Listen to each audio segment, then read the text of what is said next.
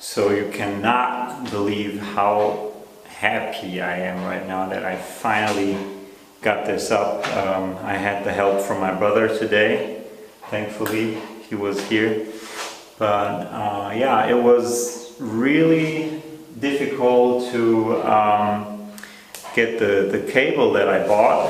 Second, so to get this cable right here around the corners, because it's very stiff, and so it was really difficult.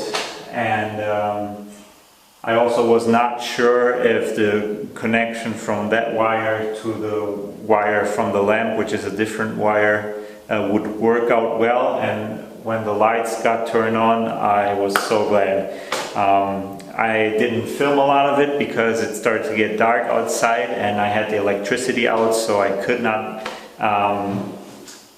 film this part. But yeah, I'm very happy about this, but at the same time also scared about the other part, because there are going to be a lot more cables going through the pipes than what I had here. So we'll see what's going to happen next.